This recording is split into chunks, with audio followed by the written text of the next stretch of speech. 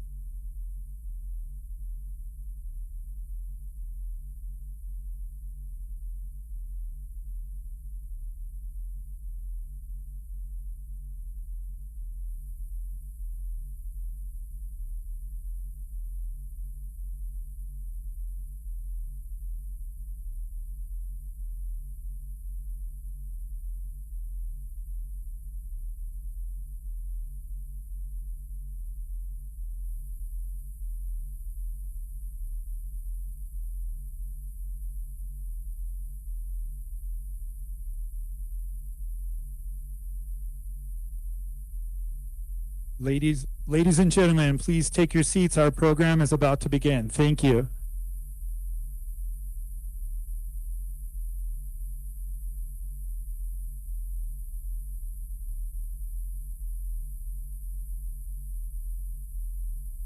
Ladies and gentlemen, please take your seats. Our program is about to begin. Thank you.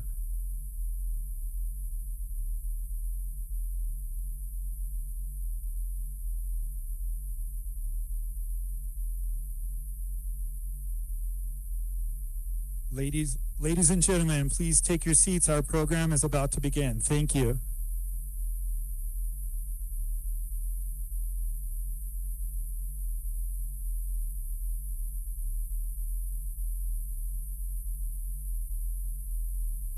Ladies and gentlemen, please take your seats. Our program is about to begin. Thank you.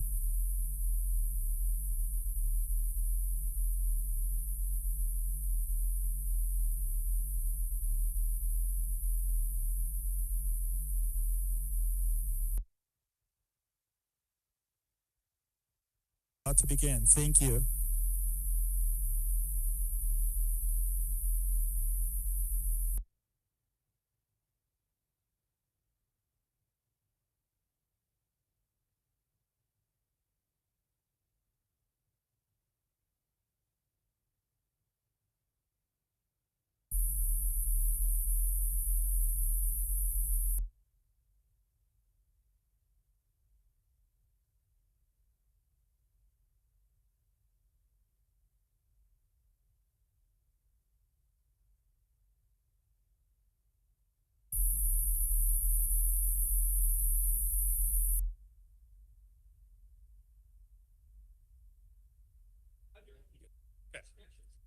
All right. Well, good afternoon, everybody. We'll ask everybody to kindly take their seats. We'll get started. I know Abby's already mad that we're a few minutes late. So, I don't mess with a rabid Dodgers fan these days. So, you guys don't mind, take a seat.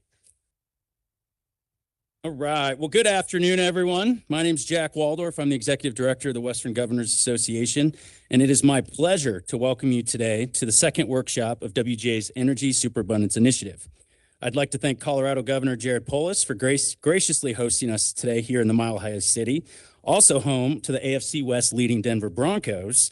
For those that are keeping track, sorry, Governor, it's been a while since we've gotten to say that, so I want to make sure that gets in the record.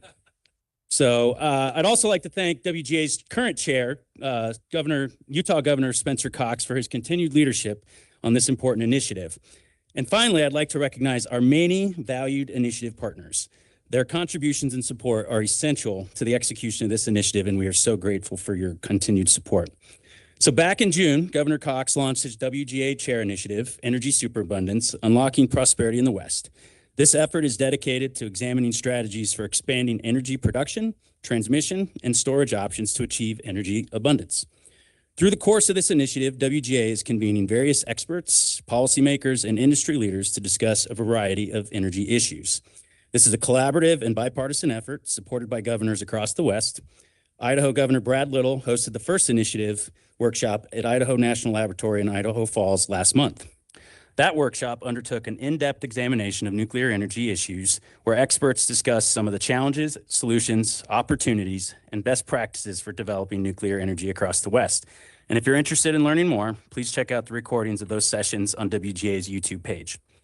WGA will convene 2 more initiative workshops in the coming months. These workshops will examine issues related to production and generation and energy storage. So please stay tuned for information on dates, locations, and agendas, which will be on our website. Through these workshops, webinars, and surveys, WGA is conducting a thorough stakeholder engagement process to examine the challenges our energy infrastructure faces. Your insights, experiences will help formulate bipartisan policy recommendations and strategies to achieve energy abundance across the West. These findings and recommendations will be compiled into an initiative report, which will guide the development of Western Governors policy and WGA's future advocacy on the subject. WGA will release this report at our 2026 annual meeting next June. A stronger, more reliable electricity grid will strengthen our ability to maximize all energy resources the West has to offer and is critical to achieving energy abundance. faced with rapidly growing energy demand and expanding and improving transmission infrastructure, has never been more relevant or critical. I thank you all for joining us today, both in person as well as virtually, and we look forward to the conversation over the next 2 days. So to kick off this workshop, it's my honor to introduce today's host, Colorado Governor Jared Polis. As WGA Chair in 2023, Governor Polis led the Heat Beneath Our Feet initiative, examining barriers and opportunities for increasing the deployment of geothermal technologies in Western states. Since this initiative, we've seen geothermal make significant strides in both technology and policy advancements, and it only continues to pick up steam. I know. I've used it before, but it's an oldie, it's a goodie, and I may have stole his thunder, so I apologize for that, Governor. But anyway, so Governor Polis has continued to play a significant role in advancing these issues and commitment to geothermal and to all energy-related issues, and continues to reflect WGA's bipartisan mission, and we are grateful for his ongoing leadership. So with that, I am now pleased to welcome the 43rd Governor of the great state of Colorado and fellow Broncos fan, the Honorable Jared Polis. Yeah, Jack, I was actually at that game 2 weeks ago against the Giants. And I credit my daughter for convincing me to stay because I was ready to hang it up there in the third quarter. She says, no, we're going to stay through the end. I'm really glad that she convinced me. Welcome, everybody who's here. And I think the 2.2 million viewers we have on our live stream, welcome. Thank you for joining us. Our workshop panelists are coming together to share their expertise on a very important topic. And welcome to Colorado, those of you who are visiting. Over the next few days, as part of Governor Cox's initiative on energy abundance isn't enough. It's superabundance, because we're in the West. We do like to do things a little bit bigger. Energy superabundance around the West are expanding and improving transmission infrastructure, which is really such a key part of energy. There really isn't energy without transmission infrastructure. Sure, you have distributed energy and whatever, solar panels in your home and stuff. But I mean, essentially, for scale, you need transmission. And that's really what this discussion is all about. Whether it's tapping into, the efforts around my initiative was around geothermal energy, heat beneath our feet, energy from all sources needs to be moved. And that involves permitting and cost. And to expand the grid, we want a lower cost grid. We want a more resilient and reliable grid.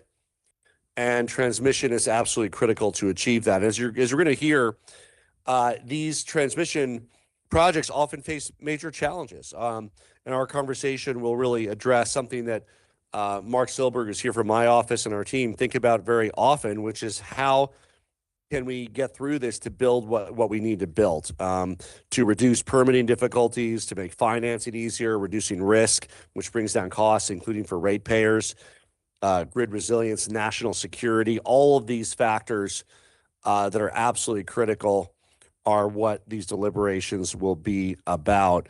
You'll hear from leaders and project developers who are working to build and improve transmission lines, what they're facing, how they're engaging with both regional, interstate, state, federal, and I'm excited for you to hear about some of the work. Western states are very much the leader on energy issues, and transmission is a key part of that. Expanding low-cost, reliable energy is a key goal of not just Colorado, but I think I can speak for every Western state. We want reliability. We want low costs. My fellow governors and I are committed to working together to find practical and bipartisan solutions that can improve the grid and expand transmission infrastructure to truly achieve energy superabundance. And our energy of future is a very exciting one, and that really begins here in the West, where we have great opportunities for all kinds of energy. And to do that, we need to find innovative solutions to make sure that energy can get to where we need it. We're also joined by one of our great state senators from the San Luis Valley. Senator Cleve Simpson is with us. Thank you, Senator Simpson, a leader on energy issues. And I want to thank every one of you for being here to lend your thoughtful contributions to the conversation and to the dialogue under the auspices of the Western Governors Association. So on behalf of Chairman Cox and Vice Chair Josh Green, I want to thank you for being here. Enjoy your time in Colorado, and I'll turn it back over to Jack.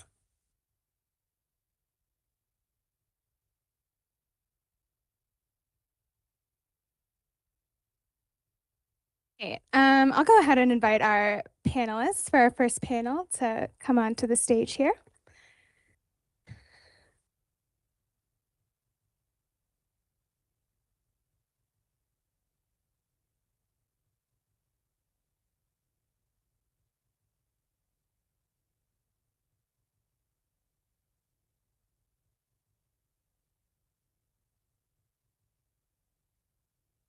All right. Give folks a second to get seated here.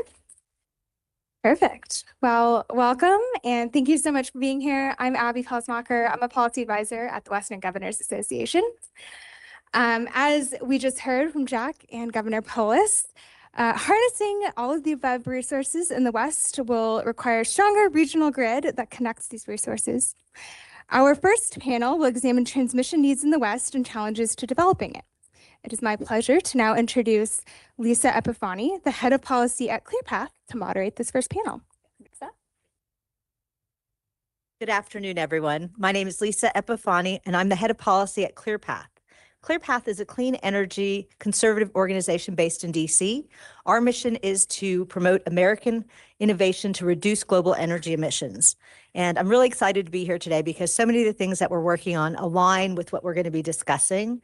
At ClearPath, we work on issues that are going to touch on carbon innovation, clean firm energy, advanced manufacturing, and we do that by pursuing ideas that are politically durable, meaning they could be bipartisan and economically viable. And right now, a lot of talk is about permitting reform. So this is a panel that's going to dig into some of those hard issues. And at ClearPath, we've been pursuing ideas related to streamlining NEPA, making judicial reform changes, ensuring that there are good timelines for all the reviews. We're working on ways to ensure that more transmission and interconnection challenges are addressed.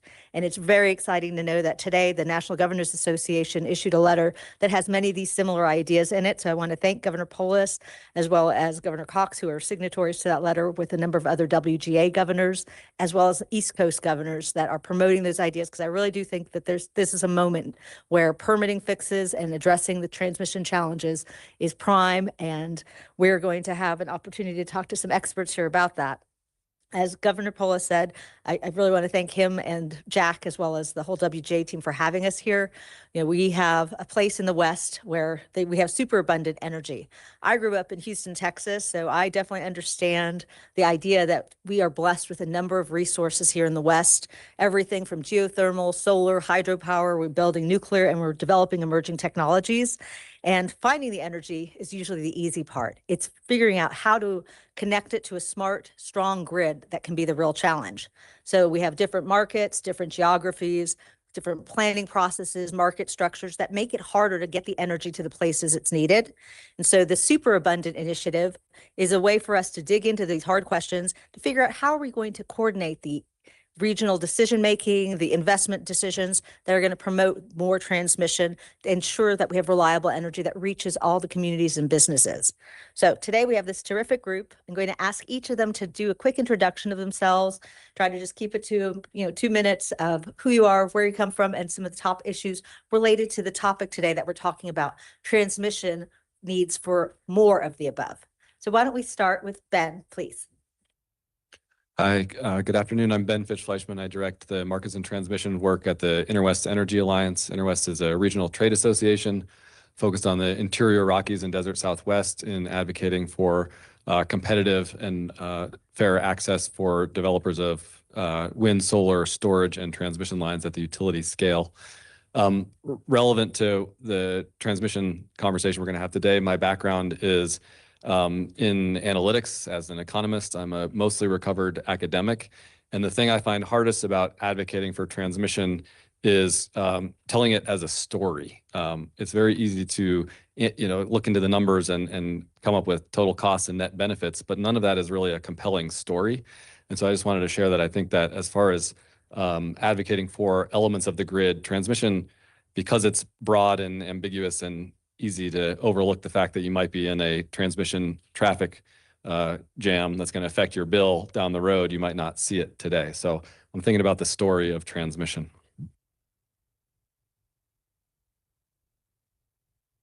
Hey everyone, Yaron Miller. I'm a project director with the Pew Charitable Trusts in Washington, D.C. Great to be here in Denver. My flight took a bit of a detour last night, and we landed in Scottsbluff, Nebraska. Unfortunately, they didn't let us off the plane, so I don't think it counts towards my 50-state goal. But the airport code is BFF, which I think is really cute. Anyway, so Pew is a nonpartisan nonprofit that works at the intersection of data and policy to meet some of our most pressing energy challenges, our most pressing challenges. Our energy modernization project works with state and federal policymakers to modernize the grid and to enable the connection of large-scale and distributed energy resources to meet our energy challenges. The one thing that I'm thinking about is, we've been talking a lot about more of the above for energy generation, and I think that really needs to apply to our strategy on transmission and interconnection. And so particularly looking at ways to maximize and optimize our existing infrastructure through things like advanced transmission technologies, through surplus interconnection, and a host of other kind of innovative and emerging policy ideas to really, frankly, get the most out of what we've got, so while we're doing the important work of the long-term transmission planning and investments. Chris Parker, I'm the director of the Utah Division of Public Utilities, and we in our state regulate utilities a little bit differently. We have a pretty small utility commission. My agency advocates in front of the commission for the public interest in safe, adequate, and reliable service. There's also a separate consumer advocate office. So, my concerns are, sort of operational and ratepayer focused. And when I think about the moment we find ourselves in, every time there's a loud crowd yelling in unanimity about a problem that needs fixed, I worry a little bit about what we're missing. And so the thing that's worrying me lately is how much of this load will actually show up. And for this panel's purposes, I think it's an interesting question to ask ourselves how much it matters, how much of that load shows up. I don't know that it does. I think that the worry for it helps us identify problems that we can and ought to fix regardless of how much load is going to show up. Time and uncertainty are very expensive. And I think there's a lot of that in this space. And as we look for ways to bring this anticipated load online, I think this gives us an opportunity to sort of clear some of the barnacles off the ship that have built up over the decades. And I think if we don't take advantage of this, no matter how much of that load shows up, I think we will have missed a real good opportunity to set ourselves up well for the future. Thank you. My name is Yo Seal. I'm a researcher at the Lawrence Berkeley National Laboratory in California in the Energy Markets and Planning Department. And I do a lot of empirical data research for new generators that either have just come online and do a lot of market asset valuation, or for projects that seek interconnection to the transmission system. In general, our department tries to bring empirical data and objective facts to inform policymaking forums such as this one. So it's a pleasure to be here, and thank you very much for the invitation. Things that are top of mind, so our group does an annual inventory of interconnection queues. Every generator that wants to come online, join the high voltage transmission system, needs to go through a series of studies, interconnection studies, in the so-called interconnection queue to ultimately come online and deliver electrons. And we are at an interesting transition point at the moment. Over the last decade, we've seen an enormous surge in interest there and interconnection requests. In 2023, we had about twice the capacity in the interconnection queue compared to our existing installed generator fleet in the United States. So when we talk about like new load growth, there was plenty of capacity in those queues that could have served that load. However, only a minority of projects come online. About 13% or so of capacity ultimately manage to come online. The vast majority actually withdraws. And why do they withdraw? On the one hand, the existing study timelines are very long. It takes about 5 years for projects to move through these queues under the old regulatory paradigms. And then on the other hand, it has become increasingly costly. So a long time ago, we had a lot of slack transmission capacity, where it made it easy for new generators to come online. And that slack capacity in many regions now has been used up. And so network upgrade costs have become an increasingly large part of interconnection costs, and that has motivated the many generators to abandon their interconnection requests and withdraw, leading to restudies, etc. So FERC Order 2023 did a lot of reforms in this realm, and I'm very excited as an empirical data researcher to see what the effects of that are. We're in the process of collecting new data on that, but so far already we've seen quite a reduction in the queues, about 12% less or so than in the previous year. CAISO had about 300 gigawatts drop out of the queues already in the non-ISO West, another 150 gigawatts or so. And I think it will be very interesting to see where we will go over the next few years, on the one hand, with the more stringent study requirements, and then on the other hand, the load growth and the need to add fast more generators to meet that load. So very excited to join this panel on that. Thank you. Excellent. Thank you for that overview. And you, Leah, please. All right. Well, hi, everyone. My name is Leah Rubin Shen. I'm a managing director at Advanced Energy United, where I oversee our engagement in Western states. United is a national trade association for the advanced energy industry. So we have about 100 member companies that sell or develop or use a variety of advanced energy technologies, pretty broad range. It includes transmission, grid enhancing technologies and advanced conductors, large scale wind, solar, geothermal storage.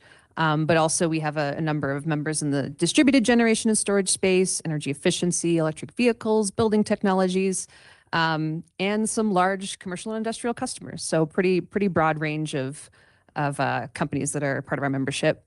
And we predominantly engage in states as well as in some of the existing wholesale markets, where our focus is really on putting in place policies that enable all of those technologies that I just named to work together to deliver an affordable and reliable energy system. And transmission is obviously a very key part of that. I think we're all here in this room because we recognize that. We recognize that we need transmission and more of it to ensure that our grid can meet the needs of the 21st century economy and the load growth that we're seeing, and do that while maintaining affordable and reliable service. So one thing I'm thinking about is there have been many studies on this front. The DOE's National Transmission Planning Study that came out about a year ago is the one I'm referencing here, which showed that if we want to meet demand growth and maintain reliability at lowest cost, we have to more than double our transmission system in the next 25 years. And that includes more than doubling, perhaps even tripling the amount of interregional transmission. So not just small local projects, but also the large high voltage lines that connect disparate parts of regions. I think folks have probably heard the 3 Ps of transmission: planning, paying, and permitting. Those are hard everywhere. I think they're perhaps uniquely hard in the West, or maybe that's just my sense because I work out here, but they are certainly all a challenge. It's difficult to do all of those things out here, and I think we'll probably dive into why that is. And then the last thing I'm thinking about is sort of, okay, given all of that, we're all here to have this conversation because we believe that there are solutions. There are solutions that can be taken at the state level. Governors and their administrations can, streamline permitting, can encourage the use of more grid enhancing technologies or advanced conductors. This is also a really important conversation to be having at a regional level. There are regional conversations that are happening around transmission planning and cost allocation. And so that continued engagement is really critical. The last thing I'll say before turning it back to Lisa is that the federal government needs to be a key partner in all of this build out as well. And there's I think a very important role that Western governors can come together to play in advocating as a bloc for the federal government to be removing those roadblocks rather than perhaps creating them. Well said. Thank you. Panel, the game plan is I'm going to pepper you with lots of different questions, assigning each one of you something, and try to keep your answers to about 30 seconds to a minute so that we can get through a lot of things, as well as reserve some time for Q&A from the audience. So let's start with demand. We see that there is a lot of talk about the increase in demand from AI data centers, electrification, more manufacturing, and this is going to impact our current transmission system. Kind of want to flip Chris's point and say, are we at risk of outpacing the grid? And how is a transmission for more of the above going to affect that transmission need? So Chris, you talked about ratepayers. How does this big new increase in demand affect your thinking about ratepayers? And then, Leah, I'd ask you, like, how are your members thinking about this new development and increased demand? So I'm a lawyer by training. So the answer is it depends. Okay, that's your 30 seconds. Yeah. I think there's opportunity there, right? Because if a lot of this load shows up, it's going to show up in different ways and in different places than we can fully anticipate. And I think I'm already starting to see some of this demand hunting for its own supply, right? And that one of the biggest struggles we've had in our discussions about large loads in Utah is how you make sure that the rest of the ratepayers aren't underwriting this sort of extraordinary growth from these companies that, other than sort of the companies in the age of empire, are the richest companies in the history of humanity. How do we make them pay for what they need? And we're starting to see more and more projects where they're figuring it out themselves, right? Okay, look, all we have to do is build this bit of gas line from the transmission line here, and we can put our own generators on site, and we don't have to bother with the other ratepayers. So I think there's a lot of opportunity if we create effective mechanisms that leverage that desire for really quick time to power in ways that benefit the rest of ratepayers to some degree. That's a good point. And there's an RFI right now from DOE about speed to power, trying to get to some of those very issues. Leah, how do your members think about this? Very similarly, actually, I agree with what a lot of Chris said. Some of those large commercial and industrial customer members I mentioned are some of those really big companies who are trying to get power faster to power their operations. And then most of the rest of our members are like, we would like to help power those operations. I think we're in a moment where we don't have the luxury of sort of picking and choosing our favorite resources. We need all the resources. And so a construct that sort of enables all of the resources that you can possibly bring to bear to meet the load, I think is where we need to be heading. And Ben, for you, West Tech's been working on an initiative that's going to address a lot of these challenges. Has this increased demand picture really led to more urgency around your work? I don't think it has. I think people deep in the weeds of the West Tech effort have been doing it for a while. There's a lot of expertise there, and transmission planning is not something new to them. I think people within the study effort are being forced a little outside of the comfort zone. And instead of doing what is typically like a 10-year planning exercise, West Tech has to look further out and do 20-year planning. And I guess real briefly, so West Tech stands for the Western Transmission Expansion Coalition. It's an entirely voluntary effort in the West of I think it's approaching 5 dozen, maybe some 60 or 70 entities.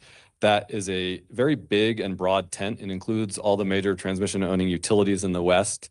It includes the CAISO and representatives from other FERC planning regions.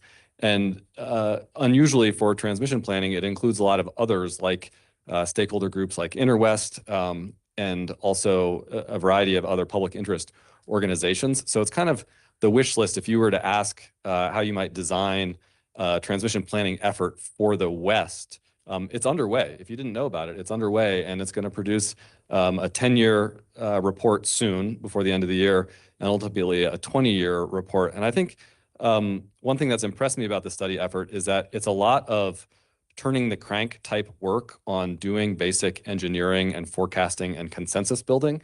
And so there is all this hype around the load growth that we're expecting, but we haven't gotten caught up in speculating about, XYZ energy campus of 100 gigawatts that it's going to open in a particular state. There's general understanding that we have to acknowledge the uncertainty in all of this as well and plan for the foundational infrastructure that can handle a wide range of conditions. And and Aaron, as you talk to policymakers and other stakeholders, is something coming through in the way they're thinking about increased demand that strikes you as important for this conversation? And both you. Oh, I said Yo and Yaron. Well, I think in general, just the recognized need to speed up the interconnection process of new resources in general, right? So FERC Order 2023 has this ambitious timeline of 18 months that it should take to complete the entire study process. One area I think that it should be relatively uncontroversial, although lots of transmission owners, are conservative by nature for good reason, is the prospect of increasing automation. And I think especially in the non-ISO West regions, there's room for improvement there. We see some of the major ISOs like CAISO or SPP, for example, partnering with new AI companies like Grid Unity to speed up the study process and just automate basic data tasks to make sure that everybody's on the same page. And that really can cut time enormously. And I think actually Colorado is kind of a leader in this space as well, with Public Service Colorado adopting that. So increased automation of processes, I think, is a promising goal. Another one that may not have seen the same kind of attention, but that I, as a researcher, often focus on, is just basic data accessibility and data transparency. For a new generator to come online, they try to estimate what the available transmission capacity may be at any given point and what the associated costs may be. But it is extremely difficult to get that data. It is buried deep in PDF studies, and just having basic available heat maps of available transmission capacity, and even better existing cost of just the last cluster that was studied, so that not everybody needs to reinvent the wheel and propose again at the same bottlenecks of the grid where everybody else has kind of walked away from already. And Yarn, from the national perspective, what would you say this increased demand issue is bringing up in conversations? Yeah. First, thanks for giving us the name of our new podcast, Yo and Your Own Transmission.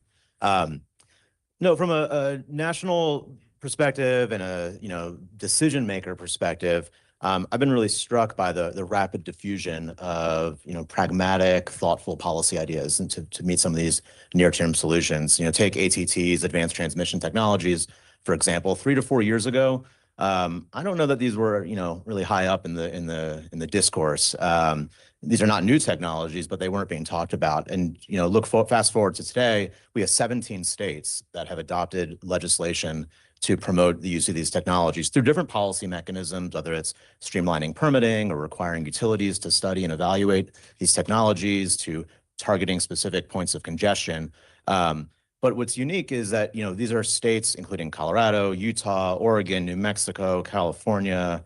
Julia, did I get them all? I think that's right, in the West.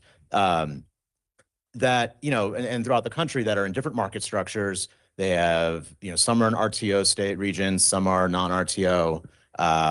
They have different political compositions in their legislatures, but they're all recognizing this kind of opportunity for this near-term solution. So it's really striking. There are 33 more states that have yet to take the plunge. We're working to address that. But I think given the rapid pace, that's a promising and really interesting facet of the policymaker response. Thank you. I'd like to talk now more about coordination. And so I'd kick it off with a question to you about, from your perspective, what are the market designs and governance changes that could help unlock new transmission investment in the West? Are there regions that do something differently that you would suggest the West consider? I don't know if I'm going to exactly answer your question, but my perspective on this is, and I alluded to this earlier, that it is harder to plan transmission in the West, which means it is then harder to eventually develop the transmission in the West because we do not have a central entity that is tasked with doing that. We are not in an RTO. That may come in the future, but it's not the reality right now. And so that is why we have efforts like West Tech, efforts like the CREPC Transmission Collaborative. CREPC is let me see if I can get this, the Committee on Regional Electric Power Cooperation. It's basically a forum for Western regulators to come together. And right now they formed this little transmission collaborative where they're getting together and they're discussing cost allocation. How do we want to allocate the costs of new lines, especially these new lines that cross, multiple utility territories, multiple states? Can be quite tricky to figure out who pays for what. And so these regulators are trying to come together and have a thoughtful conversation about, okay, can we come up with a framework that we sort of all agree to, that we feel comfortable sort of taking back to our individual commissions and the ratepayers that we serve there. That's really important. One other thing I'll throw out, which is a little bit outside of the transmission space right now, but I think has the potential to intersect in the future, is something called the Westwide Governance Pathways Initiative. And this is something that was established a couple of years ago to basically say, hey, there's an existing real-time market in the West, the energy imbalance market. There's a day-ahead market being developed, expanded day-ahead market. And there was concern that those markets were they're run by CAISO. CAISO is board appointed by the California governor. Everyone else in the West was like, we're not sure we like that governance structure. So they came together to sort of figure out what's a new path forward. And there's going to be a new regional organization stood up to provide independent governance to those markets. Initially, that's all it's going to do. But there is, I think, a vision that the Pathways Launch Committee and the various stakeholders put together that said, over time, this can become an umbrella organization that could oversee a variety of services for the West. And that could include things like transmission planning and helping figure out cost allocation and, kind of a bunch of other stuff, up to and sort of including the full suite of services that you might find in a regional transmission organization. So that's a little more forward looking, a little more future looking. Yeah, you moved right over to the next question I had for Chris on the Western Pathways Initiative. Perfect. Well, then I will let you. Actually, yes, since you've raised it, like Chris, your experience with that group and things like the Western Resource Adequacy Partners, what are the lessons you're taking from that and how can they help ensure that transmission investments really do benefit the consumers as well? Yeah, it's tricky. Folks have been fond for decades of saying the West is balkanized, right? There's 38 different balancing authorities or whatever the number is. And there's truth in that. And also, I think the West has a really good history of coordination and cooperation out of necessity, right? I just watched this documentary about the mob, and they talked a lot in there about how you don't attack the other family. You have a meeting, you get together, you figure it out, right? And I think that's a lot of what we do in the West.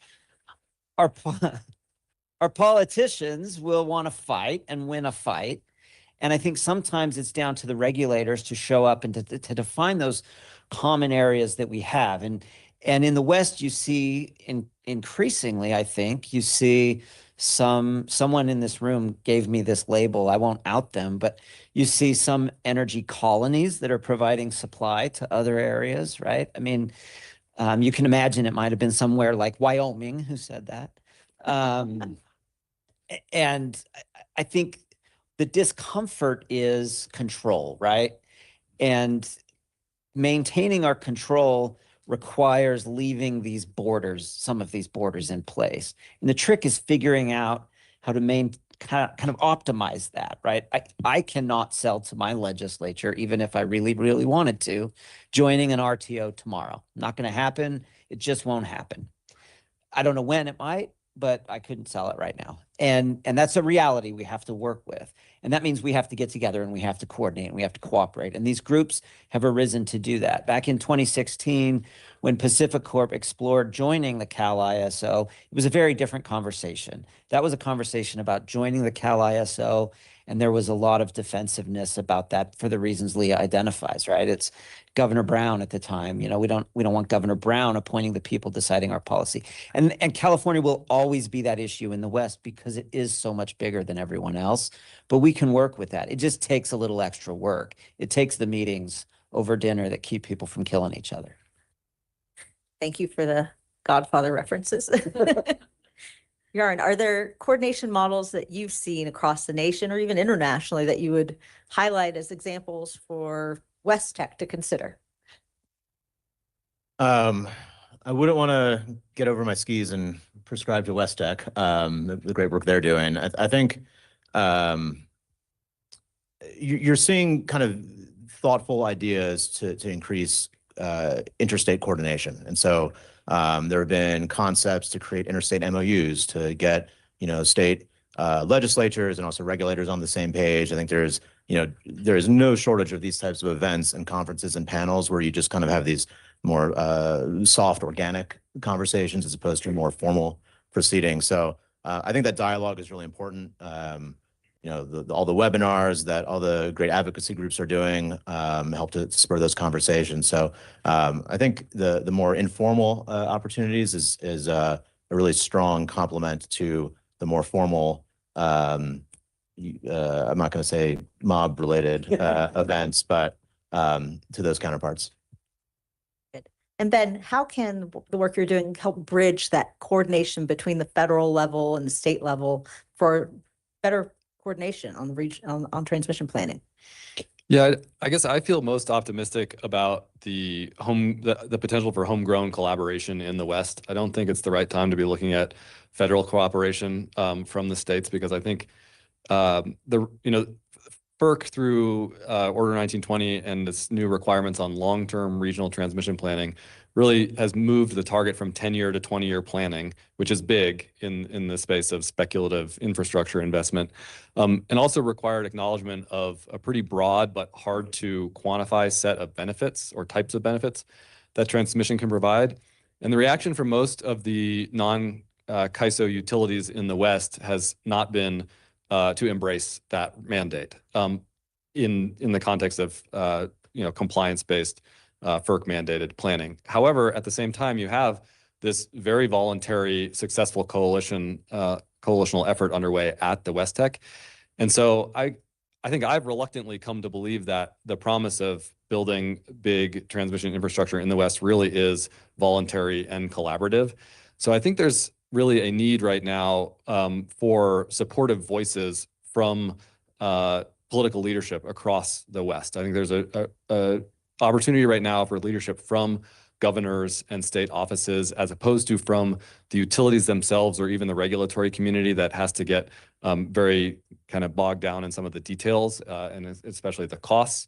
But there really is an opportunity in the West, I think, where the bigger we can go, which means the more we can collaborate, the better off we will be. That truly there's not going to be declining returns to cooperation. I think it's the great Western energy sage Arnie Olson who's fond of saying that in the West, the low-hanging fruit is regional collaboration. So I think there's really a time to start turning to our neighbors at the state level in the West and starting to figure out what we can do to get some of this massive infrastructure that surely has huge costs and disruptive impacts on the landscape. We need to figure out what we believe in to build together. And it sounds like there is a foundation for that kind of collaboration already in the West. So just continuing to build on that tradition. Let's shift now to talking about interconnection, because you raised some interesting numbers in your opening remarks about the number of withdrawals that occur. And you mentioned some reasons behind it, but can you tell us more about what kind of projects are being withdrawn? Are they predominantly baseload? Are they more renewables? Tell us more about the queue and what you've been studying. What are things we could do to harmonize some of the issues? Yeah, so the current queue is predominantly low carbon resources. I think 50-60% or so is solar. A lot of that is hybridized now, like especially in the West with higher solar penetrations. The era of standalone solar is over in CAISO and most of the non-ISO West. I think 80-90% of solar is now proposed as solar plus storage. So that, while not quite base load, helps address evening peaks. And the wind has been declining, offshore wind has been declining. An interesting new player, I think, and I've not fully digested all the numbers, but I think NV Energy just over the past few months had more than 3 gigawatts of geothermal capacity now joining these queues with the renewed interest in geothermal. And so in terms of projects that are withdrawing from the queues, they mirror to some extent the overall composition of the queue. So it is a lot of the far-flung solar and wind projects that are in rural areas, far away from the load because they face the highest network upgrade costs to some extent. But it is not only them. So, for example, in Utah, I think the new nuclear generator in Wyoming, that terawatt power is building there. The last interconnection study that I looked at them had enormous network upgrade costs as well for them, over $500 per kilowatt, similar to a lot of the geothermal projects in Utah that are facing very high network upgrade cost. And some of these geothermal projects have withdrawn as a result of that. So it is not just a wind and solar story. I think it affects really all of the generators that could benefit from more integrated long-term planning between, on the one hand, the regional transmission planning, anticipating future load needs, but also taking into account all the interest in the interconnection queues and really harmonizing those two and figuring out what kind of overall transmission network upgrades benefit the broader community and which thus should not really just be paid by individual developers, which then may break local project economics. Right. Interesting perspective. And Yaron, I wanted to ask you about what you've seen in terms of policy tools that help improve federal state coordination that have been effective in reducing interconnection backlogs. And even if it is better coordination between planning for interconnection as well as transmission investments. That's a great question. The area of my work is really primarily at the state level. And so I would actually be curious to hear from some of the other experts on their thoughts on it. What I can tell you is that there are some there's new conversation on additional ways to maximize the grid and to make the interconnection process either more efficient or, in some cases to go around it. And so surplus interconnection service is another kind of emerging topic. If folks aren't familiar with it, it's the idea that, many generators are not using their full interconnection capacity, whether it's because they're a peaker plant that operates a handful of times a year, or they just never reach that full capacity. And so surplus interconnection allows a new supply resource to really piggyback on an existing generator and share that interconnection queue without displacing that base load. And so because it's using that existing interconnection queue, you don't have to go through the multi-year interconnection process because the interconnection point. The land use impacts are much less significant because you're building on an existing site typically, and that point of interconnection. And so that's an area that, on this theme of maximizing our infrastructure, getting the most out of what we've got, surplus is another kind of not new, but re-emerging conversation that folks are taking a hard look at to figure out, how do we really juice the amount of energy feeding into our grid? That's great. And Chris, you're sitting kind of at the intersection of a lot of these issues in terms of grid integrity, faster queues, protecting ratepayers. What are ways that you're seeing that could streamline the interconnection queue? We don't do a lot directly and operationally with the queue. We just get the effects of it, which are, like I alluded to earlier, the delays and the uncertainties that are so costly. So, my focus in conversations has been on trying to fix those issues. And those are, queue study processes. And I think the use of AI in those studies is a really intriguing proposition that can bear a lot of fruit. I think permitting always comes up, right? That's a way to speed things up. Anywhere you build in Utah's, I think 69, I saw Gordon Larson in here, 69% public land. Is that right? Something like that? Yeah. So like anywhere you build something in Utah, you're going to have to do an EIS. And, so you get these 10, 20-year projects, and that's a lot of capital to have parked in the development phase for a really long time, not knowing when and whether it will come online. So what I'm sort of focusing on is trying to help participate in processes that will alleviate some of those things. Supply chain issues right now. I mean, I think if we could have a more robust and perhaps even cooperative order book that would allow a manufacturer of some of that stuff to locate domestically and have, the certainty of that investment. I think there's a lot of opportunity there to drive down time and cost in some of those ways that don't require a Congress that will actually do something. Good. And, as watching the time, I want to move us to the theme of this whole workshop about about super energy, superabundance. And so, Leah, you've been working closely with policy frameworks and different market structures. From your view, what needs to change to really leverage the idea, this vision of a superabundant energy West? I mean, so many things, but I will perhaps 1 minute. I will perhaps focus on one thing that could change or should change. And I will go back to what I think the role of the federal government can and should be. And I don't think they have no role to play here, despite all of the various things that my fellow panelists have mentioned about how difficult it is can be to work with them. But we really think they can be a constructive partner. And again, I would say this is something where Western governors can kind of come together and say, here's how we want that partnership to look. Here's what we want you to do. And I would say 3 things. First, do no harm. Don't make additional problems. Don't throw up additional permitting obstacles for transmission, for generation. or generate greater uncertainty. This is not restricted to just this administration. Administrations in the past have also picked their sort of preferred resource winners and losers and made it harder. And that is just detrimental to the energy sector as a whole. It's not just whoever's on the outs that at that particular time. Investors will say, this whole sector looks pretty volatile. I don't want to go there. And that's a problem if we want to achieve energy superabundance. So do no harm.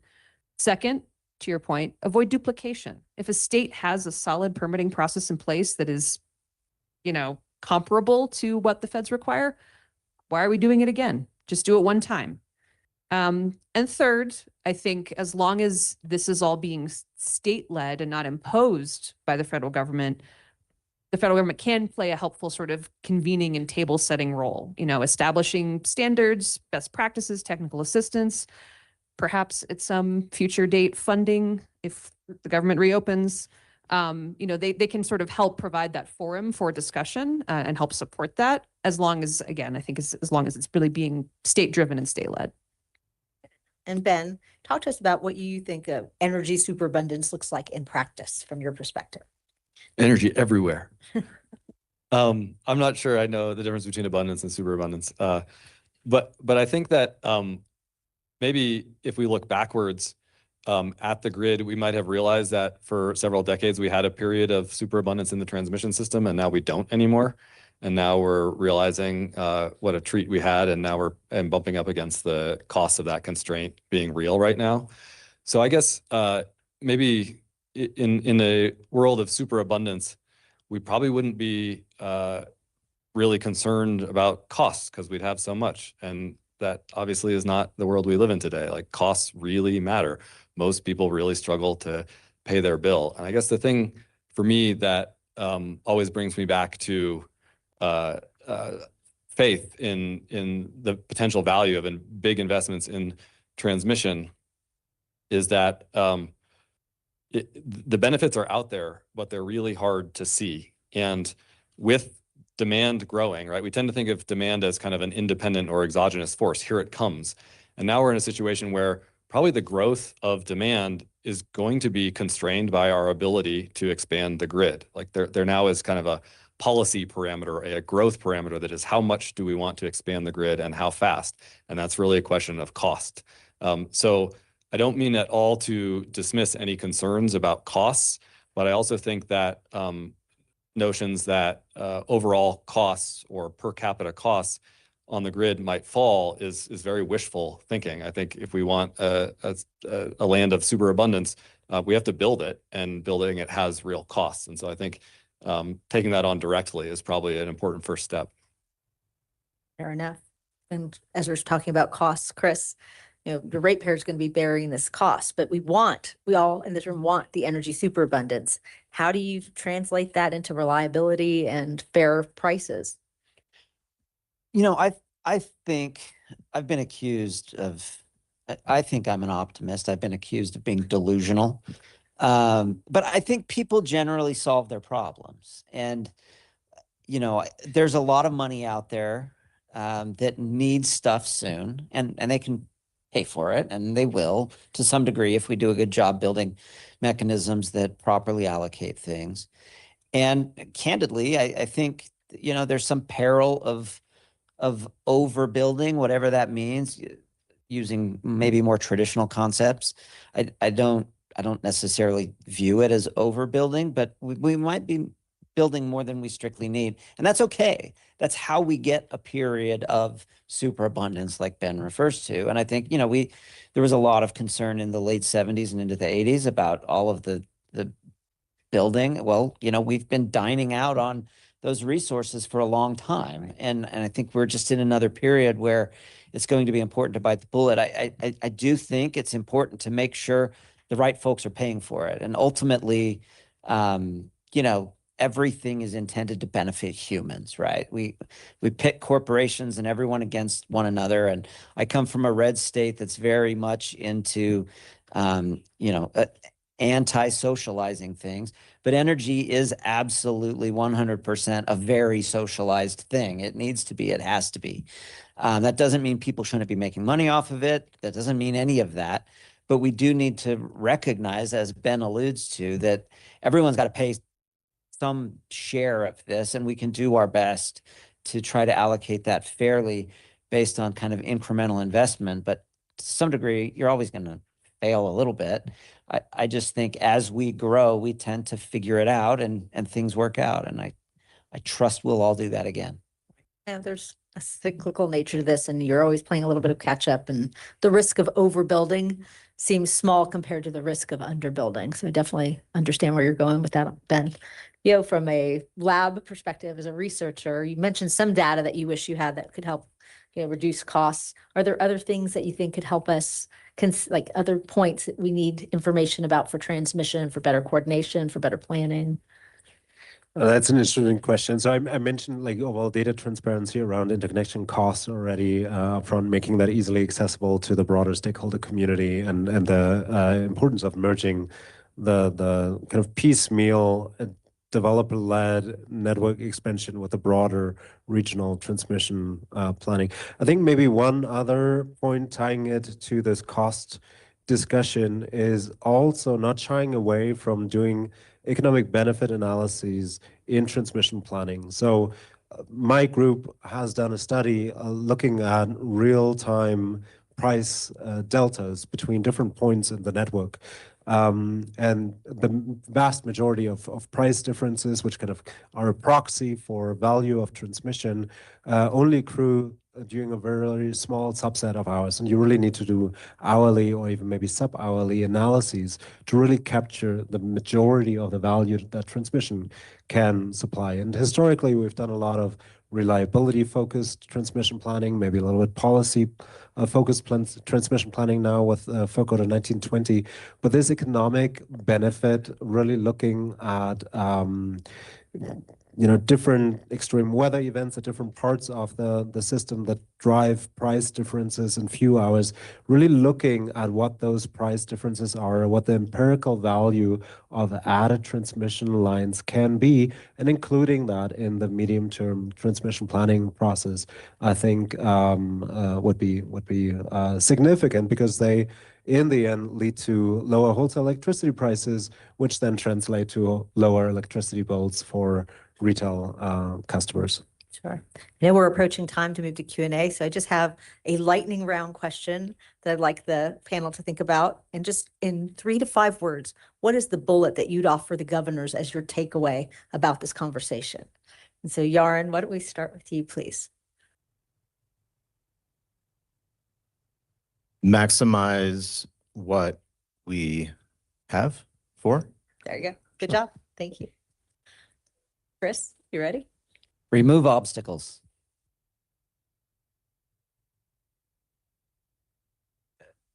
Unleash developer interest. Go with come together. Ben. Believe in the benefits of transmission. There we go. Excellent. Good job, everybody. That's a tricky lightning round. I appreciate it. And Abby's going to help us with some microphones around the audience for questions. And I just ask our audience members, say your name, your organization, and keep your question short. It's not a statement opportunity. Varner Seaman with Pattern Energy. We're building the SunZia wind and transmission project. But one of the things that I think I haven't heard so much today is that I think we often think about transmission as connecting generation to load, but I haven't heard people talking about transmission as a capacity resource as much, and the increased utilization of resources, which I think is kind of inherent within the markets. Ben, I see you nodding. I wonder if you could speak a little bit to that kind of transmission as a capacity resource. Yeah, absolutely. I was really appreciating Yo bringing up his colleagues' findings that transmission is a peaker in the sense that it earns its value in very few hours. That's true holding the generation mix fixed. But in terms of the generation mix that we need to build to ensure the lights stay on everywhere, the more we can share power or capitalize on load diversity across a bigger footprint, the less overall we have to build. So I think I saw a recent estimate that someone constructed grid strategies for at a national level that showed if we invested in the bigger regional well-planned transmission, the transmission portion of bills would go up on average 1%, but the generation costs from the capital fixed costs, resource adequacy cost would fall by 6%. So it more than pays for itself from a capacity perspective. So thanks, Varner, for making sure we didn't miss that point. Can I chime in really quick too, just to say, I think Utah has a really good case study of this. And, in 1989, we had Utah Power and they merged with Pacific Power. And that was absolutely designed to do, I think, exactly what you say, right? To take advantage of the diversity of load and seasonality and all of those things in a way that ultimately diminished the kind of aggregate need for resources in a way that saved folks money. Good. We have a question here. Doug Howell, a consultant for the Energy Foundation. West Tech talks a lot about an actionable energy plan. Could you explain more what that means and how that is going to turn into steel in the ground? Yeah, I'll take the first crack. And I guess I don't know if I ever said, but I work, my day job is with InterWest, but I'm a co-chair of the technical committee on West Tech, which is why I get to be proud of all the good stuff happening there. So West Tech set out from the beginning by having the ambition of doing a study, but whose results, nonetheless, written on paper or on your screens, would be actionable. What I think that's really come to mean, and we've spent a lot of time thinking and talking about this, is that it has to be credible. So people who look at the effort have to believe in the intentions and integrity of all those involved, which is why it's so important that we have a broad range of people and interests involved.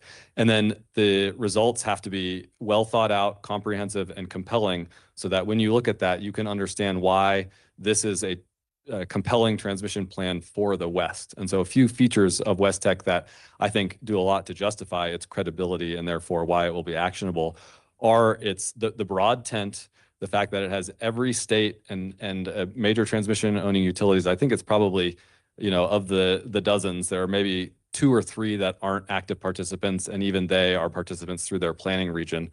So it really does have the expertise of the entire West, including very detailed knowledge of the transmission system across the West. And I think that's all combined is what makes it believable, and ultimately its credibility is what's going to make it actionable. Does this side of the room have any questions? Oh, I can't see around the pool. For the record, Ben Fitch Fleischman is one of my favorite names to say in the energy world, other than Crystal Ball, who is a real person. We can start the Chris and Ben podcast. It'll be real popular. Let's do it. I appreciate it. I just want to say thanks to Chris for putting me on the spot with the federal lands question.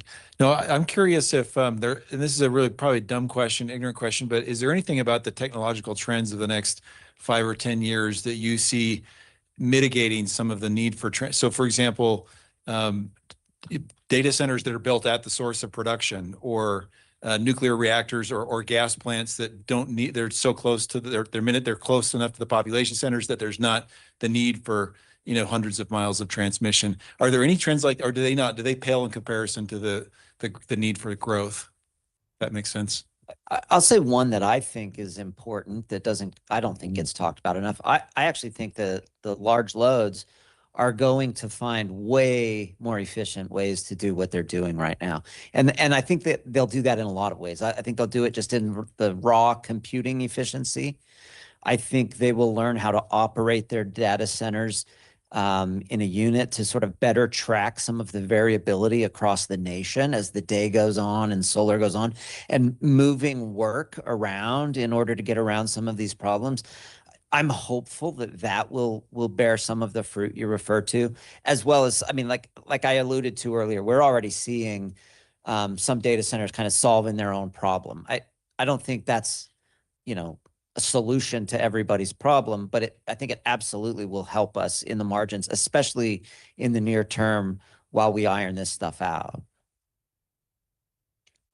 I don't have a direct answer to your question, but I'm thinking about the irony that in the space of transmission planning, Yo mentioned all the kind of the tail or extreme characteristics that drive the value. Even the models and software right now used to do this kind of simulation are pretty slow. Like in the context of West Tech doing a nodal production cost model for the entire WEC for one 8760 year of optimized dispatch. That model run takes, I think, 60 hours for 1 year. So we're not even really at the space yet of being able to simulate hundreds or thousands of conditions. That really does take that long. And we're trying to do that so that we can build those data centers so they could do it easier for us, right? So it's potential, like the potential for optimism is there, but there's also the very real world of physics and the administrative and political collaborative systems we live in. And so I guess I lean towards the need for more transmission pales in comparison to our ability to do that. But I'm a lot more optimistic about our ability to collaborate and find the easier solutions than to kind of put our noses down and do it our own, which I think ultimately be a lot more expensive. Thank you, everybody. First, thank you to everybody on the panel for what you've done. Thank you to the WGA team for making this panel an opportunity for us. And we have learned that, all we need is a family sit down for better coordination. So thank you to the panel.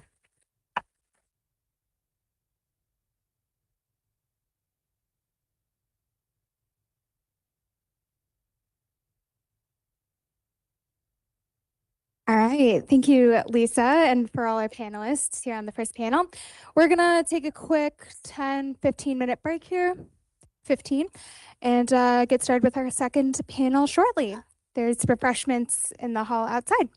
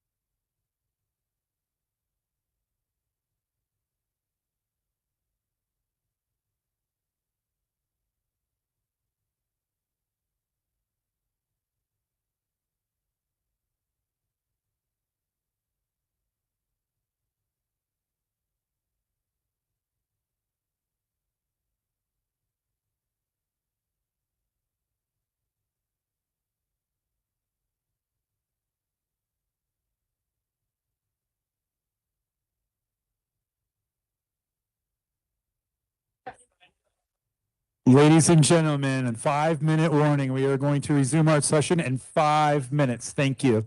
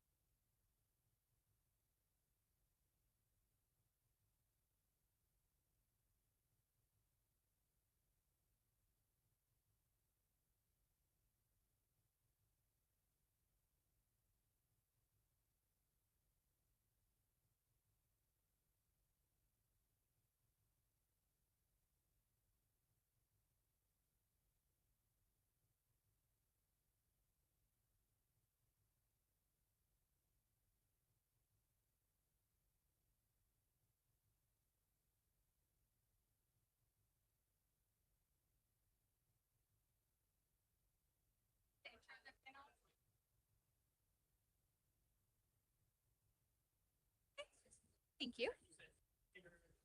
Sorry.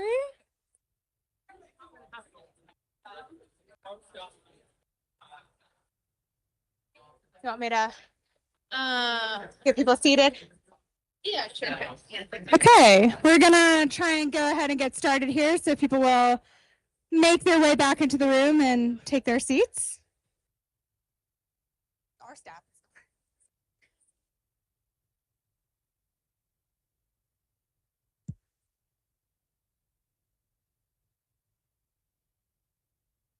Yeah. All right. We're gonna try and get things started here. Eric also has a thunder. So if he I mean, I think people are. I'm gonna go tell Troy to sit down. Okay. Cool.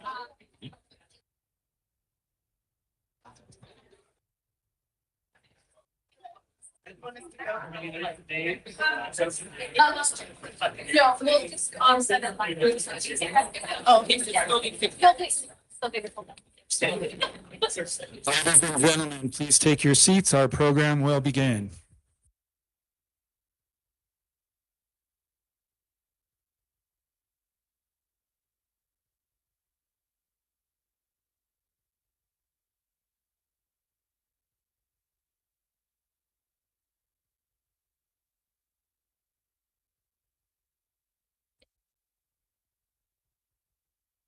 Okay, hello everyone. As the first panel mentioned, and as many of you in the audience know here, permitting transmission projects remains a major challenge. The complex permitting environment, which can include many governmental entities, creates lengthy timelines and adds to uncertainty for developers. This panel will examine common sense modifications and solutions to the permitting process and consider ways to expedite transmission projects while maintaining environmental protection considerations.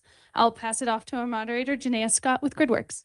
All right, thank you so much, Sarah, and thank you for inviting us to be here. We're delighted to spend a few minutes chatting with folks about how we unlock transmission development through permitting. I am Janaea Scott, and I'm a senior fellow over at GridWorks. I'm also a partner at Caliber Strategies, and I'm really delighted to be joined here today by my excellent fellow panelist, James Lester, who is Senior Advisor on Transmission, Climate, and Energy in the Colorado Energy Office. And then to his right is Randall Luthi, Policy Director of the Wyoming Governor's Office. And then to his right and my immediate left is Brant Johnson, the Senior Vice President for Development at Grid United. So I'll kick us off with a little bit of scene setting, and then I'll ask folks some questions.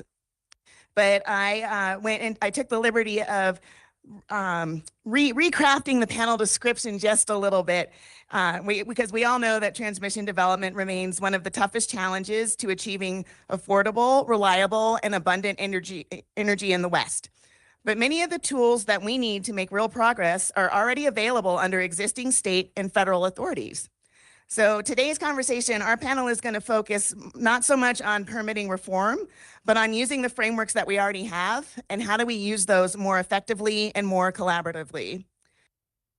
And I'll point out that you heard from the panel right before us, and part of the reason this we think is so important is because we need this transmission now, not at an amorphous time when permitting reform might come. So we've got tools in our hands right now and that we can use.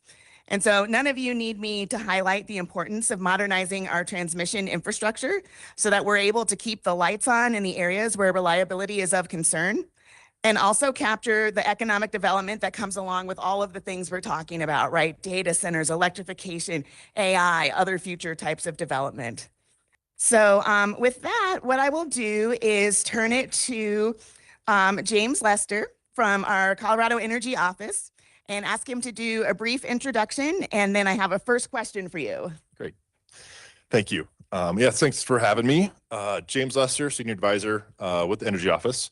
I've been with the office for a little over 2 years now. Prior to that, I was an advisor with our Public Utility Commission here. So I lead our transmission markets work throughout the state and basically throughout the West, representing Colorado. So that takes up probably more than half of my time, but then the rest of my time is really spent working on policy and legislation.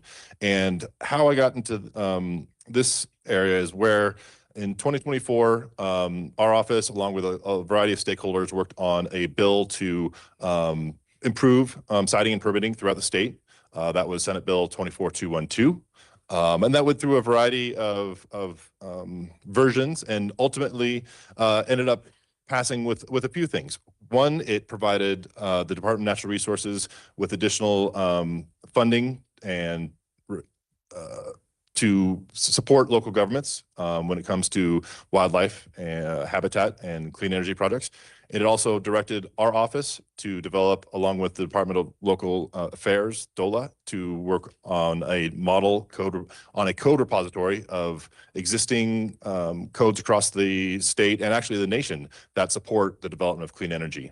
And finally, and most recently, it instructed our office, along with DNR, to develop a report that kind of assesses the existing processes of siting and permitting across the state for clean energy projects and transmission, And that report was just finally released on October 1st. And I was kind of the lead author of that, along with my colleague from DNR who focused on the wildlife section of that. But transmission, siting, and permitting was one of the legislative directives of that report that we had to address. Great. And so based on that, I'm going to ask you about the work that you did on the siting report. And so based on the work of the siting report that was required, as you mentioned, by SB 2024, what'd you say, 212, right? Not Correct. 212, 212. What did the state learn, or what has the state learned so far about specific steps that you can take today under existing authorities to advance transmission development in the West? And some examples could be early stakeholder engagement, community benefits agreements, things like that. So would love to hear a little bit more about the report. Yeah, I think first and foremost, one of the main things that we heard, not only for transmission siting, but just clean energy products in general, is these are very complex applications that come before our local governments who have full siting authority in their jurisdictions. And many of them are overwhelmed with these applications. They don't quite have the staff and the resources to review and even sometimes update their codes to where they need to be. So what we've heard over the past few years is the need to provide additional support for our local governments, for the counties throughout the state. Another huge lesson is that, as we all know here in Colorado, it's a very diverse state, both geologically and politically. So what works in one county on the Eastern Plains is not going to work for the same county on the Western Slope. So that's an area that we really took to heart and learned a lot about, just, additional ways that we can support these local governments from a state perspective. So with that, we also learned, especially from all our stakeholders, is of the importance of early and meaningful community engagement early in the process. We've had some cases, we've been very, very successful here in Colorado in meeting our clean energy goals and getting a lot of clean energy projects built. However, things are, similar to across the country, things are starting to slow down a little bit. We're starting to see additional barriers. And in several cases, that was kind of initiated by the fact that a developer or utility did not conduct that early, meaningful stakeholder engagement. And so that's a lesson that we've learned through this process and will be a focus of ours moving forward. Communicate early and often. I would like to introduce Randall Lethe from the Wyoming Governor's Office, and I'll let you do a brief intro as well, and then I'll ask you a first question. All right. Thank you very much, Janae. And thank you all for the opportunity to be on this panel. As I looked at the resumes, what I see is transmission experts. I am not. So I hope to learn a lot from both of you, and thank you. And I am here largely because Troy has such great skills at bribery and intimidation and guilt. All right. So appreciate that, Troy. So glad to be here. So appreciate it. As I said, I am the policy director for Governor Mark Gordon of Wyoming. I've been policy director for just a little over a year. And before that time, I was energy advisor. As you might guess from the color of my hair, this is not my first job out of college, right? Yeah. I had the fortunate, I've been actually worked in Washington, D.C. a couple of times. The last time was actually for a, well, we can still use the word lobbying group, but it's for offshore energy, which again, that is immediately your first thought, right? A boy from Wyoming doing offshore energy. So, but what a great experience it was. With that, I've served in the state legislature in Wyoming long before there. And just been very fortunate to be working with Governor Gordon, as I said, for the last 6 years. Excellent.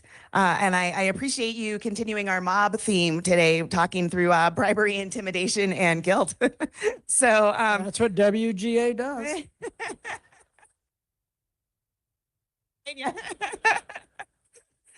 So, Randall, maybe talk to us a little bit about Wyoming's approach to development and what lessons can other states draw from your approach to balancing development, conservation, and public engagement?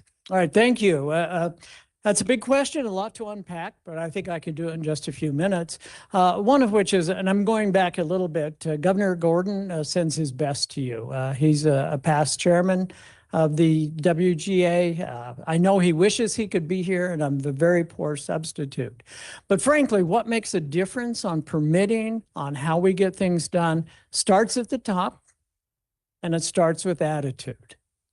Governor Gordon more than once says his favorite conjunction is and. We can have transmission and wildlife. We can have development and recreational opportunities. So I think that's where it starts. And it's one of the things that I believe he does extremely well.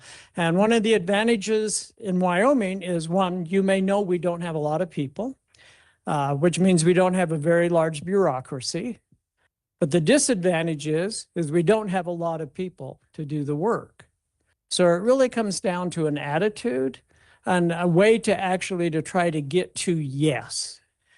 So that's where I would start. It starts at the top. It starts with leadership. States have a great advantage, I believe, over the federal government in doing this. In that normally, again, you're dealing with a smaller, state workforce. You have a workforce that I think really usually better understands the goals of, rather it be the governor, the legislature. They're all a part of it. And again, they're searching ways. We heard this on the first panel too. There are ways to cooperate. There are ways to start working with each other. And I'm just going to underline at the end of this part, early, early, early. The earlier you come in to talk to a state regulator, the earlier you talk to landowners, the earlier you talk with NGOs representing, environmental groups, the earlier you talk to people who know sage grouse. Now, if you're in Wyoming, you know how important sage grouse are or are not, depending on how you look at it. I will tell you, I do enjoy hunting sage grouse, and my favorite recipe for sage grouse is to take the bird, right? Season it with salt, pepper, and a little bit of cumin, roast it or, on a cedar plank, and after that, throw the bird away and eat the plank. So with that, again, early, early, early. Thank you, Janae. Welcome. And then last but certainly not least, Brant Johnson from Grid United. So I'll let you do your brief intro and then I'll ask you a question. Yeah, great. I don't know how to follow that. Don't have a recipe for us? I haven't eaten sage grouse yet. Yeah, I'll come to you. We have a project in Wyoming. So I'm Brant Johnson. I work for Grid United. Grid United is an independent transmission developer. The company started in 2021 at the interest and behest of our owner, who decided that he wanted to do something with the grid, trying to get across those seams. We all talk about the seams for years and years. Winter Storm Uri kind of highlighted that in Texas, so they said, let's go see what we can do. So I joined Grid United when it started. By profession, I was a lawyer for 25 years in Houston, Texas. Worked on pipelines almost my entire career. So long linear infrastructure is what I've been up to for almost all my career, working in environment and land.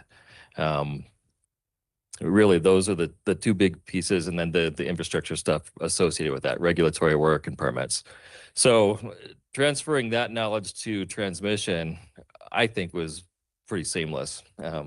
People in my company sometimes say, well, it's so different from pipelines. It really isn't. It's exactly the same. It's just linear infrastructure, it's easements, it's stakeholder work. It's all the same stuff. And it's super complicated and it's very difficult. And you can have your projects killed. I worked on projects that were controversial in the pipeline space and very challenging things. So when we started working at Grid United, I got lucky and they said, well, we want you to have two endpoints. You can go from Montana to North Dakota, and then you design a process to get there. That's great. After 25 years of fighting with people and figuring out how eminent domain doesn't work and all of the things that I wish the engineers didn't do before they gave me the route to go pursue. We got a chance to design a process to go out and do things what we thought would be the right way, in a way that would take risk off of the table and hopefully move things quickly. So that's kind of where we focused. I think most of our work has been exactly like was talked about in framing up this discussion, not so much about permitting reform. We have people in our company that definitely work on permitting reform. Having been around for a while, didn't want to have anything to do with permitting reform. I've lived through that multiple times and seen lots of elections and had my projects started and stopped and canceled and rewritten and all of that. So wanting to work within the existing infrastructure, not taking any shortcuts, really leaning into just how to do it in a way that would facilitate getting a permit and knowing what that meant up front and then doing the stakeholder work in order to get there. So that's kind of what we did, and happy to dive deeper on that as we go. Yeah, sounds great. And you do have practical experience working with the SITAP process, which tries to lay out a lot of what you've just spoken about. So maybe just spend 1 minute telling folks what SITAP is, just in case they don't know. But then my question for you would be, how can developers and states ensure that the SITAP process is fully utilized to avoid duplicative reviews? Yes, so that's the question. Great. So SITAP, if you're not familiar with it, it's RJ is going to have to help me. And I can help you. Coordinated interagency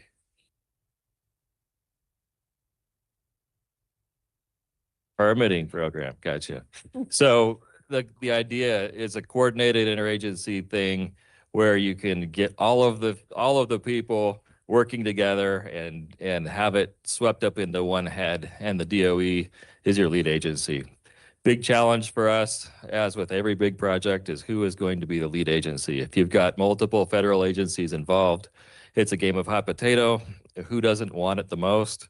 And that was starting to happen when we started doing this, and everybody is, for good reasons, thinking, wow, our office is not staffed to really handle a 450-mile project. We know what that's going to look like, all the headaches that come along. So you get shuttled around, and who doesn't want to do the work for good reasons. So what we wanted to make sure that we did was work with one federal lead. And how could we do that? In our case, we were able to find existing authority that the DOE already had to coordinate the preparation of an environmental document. Sorry for being a lawyer on you there, but they had existing authority under the Federal Powers Act, and we just kind of leaned into that existing authority. We kind of got started on a pipeline model where FERC has siting authority for pipes, and they have a pre-filing process that kind of works. We wanted to really push that stakeholder work forward and really lean into that concept. So it kind of lined up well with what DOE was trying to do at the time. We got a very talented manager for our project for the SITAP program. She sits right over there, and now she works for us because there was an election. So about the time we got rolling on SITAP and it was going really well, then there was election and a big bunch of turnover. Then you cross your fingers again and see what's going to happen. Are they going to do away with this? Well, they didn't. It's a really good program. This first project that we're doing was kind of a test case for the idea, and then the real program started up. And our second project, which is in Wyoming, is really going through that process now. So happy.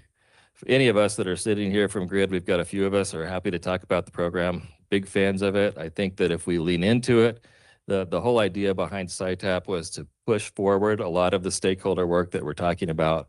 So you get good information going in to your permitting. By the time you get to an NOI, you've done a lot of work already to make sure that you're not creating the types of problems that bog down big projects. Yeah, and NOI is a notice of intent, which is what kicks off the federal process. Yeah, no, thank you. Thank you for highlighting that. And I wanted to pick up on an example of early and often and good communication and being able to permit something relatively quickly, which is the 10 West transmission line in Arizona. It's a 125-mile long line. It's about 500 kV. And one of the things that the Arizona Bureau of Land Management and the Arizona State did together was pull all the data together. So they're looking at the same data at the same time, was to work with all of the stakeholders early and often and continuously throughout the process. And we're able to get that one done, I think, in a little bit under 3 years within the permitting, which is not as fast as we would like to go, but faster than some of the transmission lines. And it's been constructed, and it's actually carrying electrons right now as we speak. And so a lot of times just being able to pick up on and use in a very focused and smart way the tools that we already have, and holding people accountable. If we said we were going to have something done by October 28th at 2 o'clock, we've got to have it done by October 28th at 2 o'clock, and everybody works together to help make those different deadlines that go along with it. So it's just an example of, I think, really great collaboration with the federal government, the state, the community, the developer to get through the permitting process in a very expeditious way. So let's see, let me keep going with my questions, and I'll go back to James, and I will pick up a little bit on this idea about collaboration. And so I'm wondering what your take is on how can states and developers collaborate on early engagement and the benefits agreements to avoid some of those downstream conflicts? Yeah, thanks. So while Colorado doesn't have a formal process like CTAP designating a lead agency, I would say that of my 10 years of experience with the state government, the last few years have really seen a much more collaborative approach under the leadership of Governor Polis, as well as the directors of all of our offices. You know, we've worked closely, the energy offices work closely certainly with DNR, as I mentioned before, the Department of Natural Resources on this siting study and other parts of Senate bill, the DOLA as well as part of that. Just last year, we worked closely with CDOT on transmission right of way on the highways, along with Randy Satterfield, who you'll hear from later this afternoon with Next Gen Highways, and even working with Office of Economic Development and International Trade. So I think that collaborative approach has been really, really helpful. And in terms of, and I think developers have recognized that we do have a collaborative approach here in the state. Also, you'll hear quite a bit here from Maury Galbraith this afternoon, who's a panelist and a moderator for our next two sessions, who's the director of the Colorado Electric Transmission Authority. And I feel very fortunate to represent CEO on the board of CETA. And I think that there's great potential for CETA to play that role moving forward on, really kind of coordination and making sure that everyone within the state government, developers, and our local communities understand the importance of transmission siting and permitting and moving forward to make sure we get transmission built, because it's been a very siloed process here in the state over the where each utility has their own specific transmission planning processes, filing informational dockets at the PUC without being litigated. So I think there's a lot of steps that our state can continue to work on to make sure that we are planning the right transmission and then getting it permitted as quickly as we can. Sounds great. And then Randall, I'm wondering, what are some successful examples from Wyoming when you were coordinating permitting reviews across multiple jurisdictions, trying to keep that transparency there, keep the accountability there? Would love to hear some stories from you about that. Absolutely. And as a reformed politician, I do know that I don't have to answer your question. But I'm going to. Appreciate you. Yeah, I absolutely. Some of the things that we have found have worked really relatively well in Wyoming. As early as 2012, the state actually put out a guide to transmission projects, of how to get them permitted through the state process as well as the federal process. So at least you had a document that applicants could immediately look at, get an idea of timeframes, get an idea of the process that has to be. I would recommend that if many of you probably already have them, but it certainly is very, very useful. In addition, we have a call about every 6 weeks with our Department of Environmental Quality, but also the Bureau of Land Management. I mean, I just heard Wyoming referred to as an energy colony. And this last, panel. I can't really let that pass, right? But it is true. It is. We produce 12 times more energy than we produce. And so we actually want to lean into that and take advantage of that. But back to this coordination call, the reason why we have BLM and the Fish and Wildlife Service, as well as the Game and Fish, is Wyoming's about 48% federally owned. So even on a transmission project, there are very few places in the state that you're not going to have the combination of private landowners, possibly state sections, and certainly federal sections as well. So that we have found those calls to be just invaluable because it actually gets us an idea of what's in the queue, what looks like it's coming first, and what projects we're hearing that might be having, relatively difficulties. In our Department of Environmental Quality, although it's not transmission, but it deals with others, there's an ombudsman that actually help project sponsors work through the process.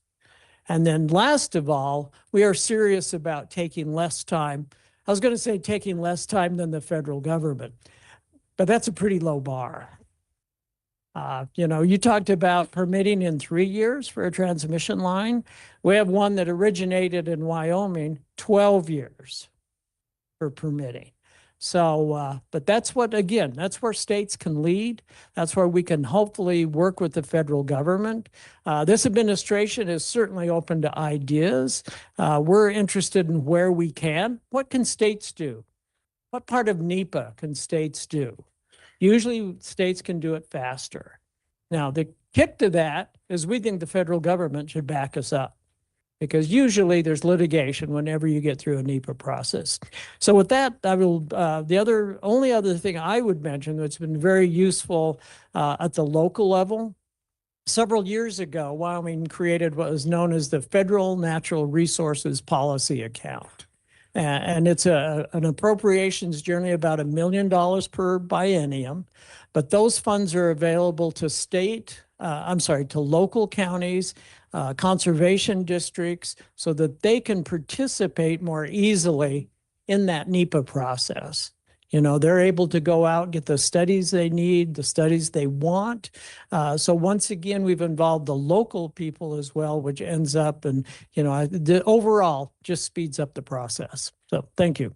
Yeah, welcome. Thank you. Brant, a question for you is, so you're hearing a lot here about some state-led initiatives, and how can the state-led initiatives help build developer confidence, accelerate investment, and are there things that you'd like to see the states take on in this space? Sure. I think that the ombudsman is a great idea. I think the list of what to do, a little roadmap is nice. We've had some experience with that in Wyoming. They were a very friendly office to go into and get an initial meeting with and just talk pragmatically about what to do. Yeah,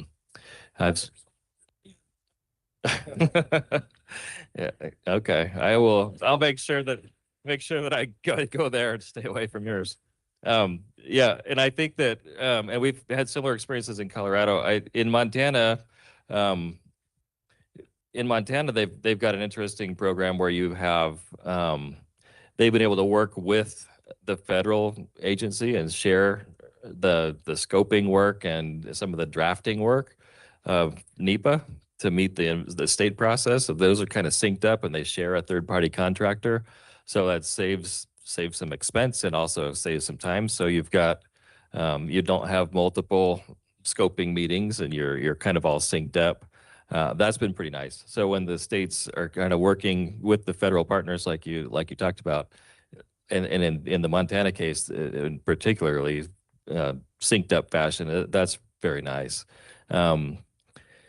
I think that in North Dakota, another example, when we went and talked with them at the very beginning, they kind of laid it all out and said, hey, we actually mean it. Stakeholder work, don't come to us until you've got all your county permits for your state permits. Like, all right, well, that's very clear. And then you talk to the counties, don't come to us until you've got 80 or 90% of the landowners signed up. I thought that was great too. So, so when they really mean get out there in front of your stakeholders, and then we will kind of work with you if you do that. That's been very helpful. So I think we've heard a lot about what stakeholder work looks like, or what it should look like. In practicality, if you go do all of that work, it costs a lot of money. You spend a lot of time. You want to make sure that you're actually going to be rewarded for doing good work. So I think that that's another thing that states can really do is help people. Yes, talk about stakeholder work, but what does that actually look like? So having some actual metrics has been pretty nice. Great. I think that it's really exciting for us to have this initiative, right, for energy superabundance, and to be talking about the transmission that we need to unlock the energy superabundance that we are all striving for together. And so I would ask this question of all three of you, which is, and states are leading the way, right? So how can our governors and our state agencies partner with each other, whether it's with each other or with federal land managers?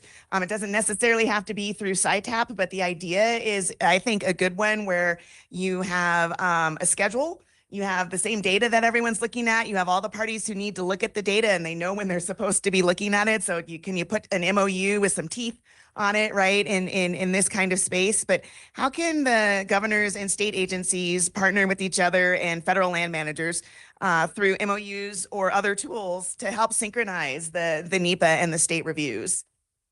And I can go back down this way or this way, or I just kind of just talked about it, but yeah, in the case of Montana, they did have an MOU that was very clear up front. This is how we're going to work together. This is the schedule. We have weekly calls with everybody on those calls, and we stay synced up and drive a schedule. So yeah, I completely endorse the MOU idea and getting things up front. You don't need new laws to do that. You just need people talking to each other. Thank you. And one of the nice things about being in the governor's office is when you get, you can ask other people to do your job, right?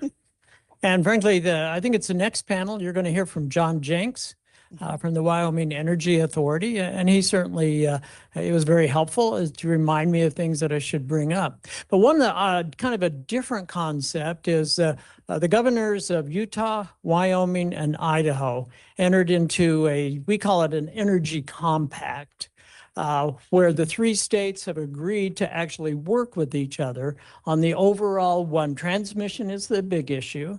It was, I think, ideally directed towards nuclear, but we, being a coal and otherwise state, are taking a slightly different tack. And I see Adam Stewart is here, and I have volunteered several times to help me tell him what Utah needs from Wyoming. But at the moment, he's been just a little bit recalcitrant on it. But I continue to hopefully work through that process where, again, if you look at a three-state, all going in the same direction, that's how we're going to hopefully help to address, all three states are very interested in data centers, like everyone else in the world right now. Data centers are apparently interested in those three states. And again, that is just one example how we coordinate, all sources of energy. Each state has something that they want to do. And I think that's one of the other things as we talk about. I mean, if I could change the world, it would be that, all states become somewhat energy source agnostic, meaning you're not blocking another state's energy because you may not like it. But it's still electrons. States do want to provide energy to other states. And I think while I'm at it, I'm going to say what is, I think, hurting overall is we really need to rethink the way regulated utilities have been operating.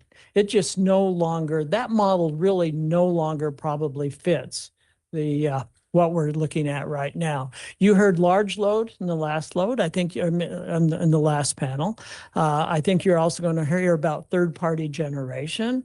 I think we're in for an absolute regulatory change on how we look at utilities and how they deliver services. So thank you. Yes, James. Yeah, so real don't have any real direct experience working with states on MOUs, but it's been this past few years has been a great learning experience through a couple of different organizations. Both CREPC was mentioned earlier as part of the Western Interstate Energy Board, which has been a fascinating way to learn about what other states are doing and lessons learned. NASIO has been doing a lot of great work for our energy office staff. Of course, NARUC on the utility commission side. So those are all really helpful ways for us to learn about best practices. The report, one thing I did forget to mention early on in the final version of the report did not contain recommendations by the state, but it did list a series of policy options. And these were recommended to us by our stakeholders, as well as looking to what other states have done. And I had great conversations with energy offices from states across the country, particularly in the West, about the lessons learned from their efforts at reforming siting and permitting for clean energy projects and transmission. So that's really my experience. Yeah, this is really fantastic. I was joking with my panelists when we did our prep call that we could talk about this all afternoon, but we don't get all afternoon to talk about it. But I put a couple chicken scratch notes. I'm going to try to read them off to you all really quickly before we before we open it up for questions. But I think some of the themes that you heard us talk about here are the need to collaborate early and often with all of the parties. Early and often, keep going to talk to them. I wrote down early. I wrote that we need to lend our expertise to some of the counties or other local jurisdictions that don't have all of the resources that they may need to take on something as complex as a hundreds-mile long transmission line. And in addition to lending some expertise there may be ways where we could put together, I think it was, you said, a federal natural resources account where there's some funds that go to help build that expertise and open up that capacity for folks to work together. We talked about having an ombudsman, and that might be helpful, having people on the same page, right? We're working on the same project in the same timeline with the same data, working to get to an answer together.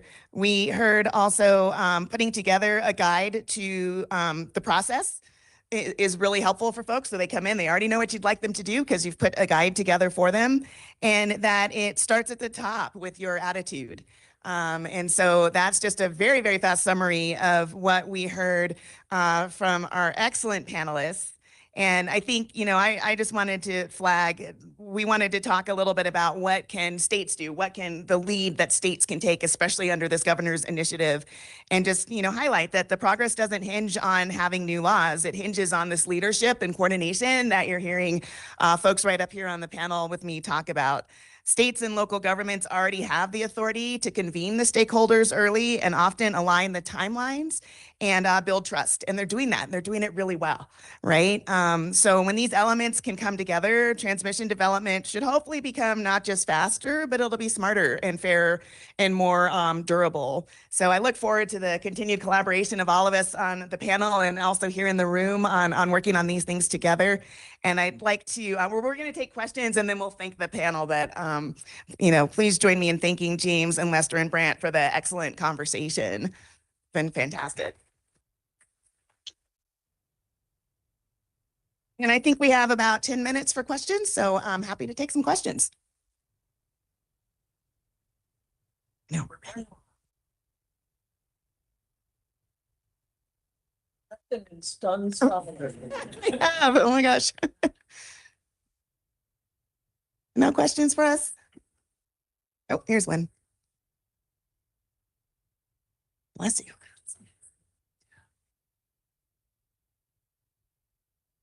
I'm Clayton Barrows from the National Renewable Energy Lab.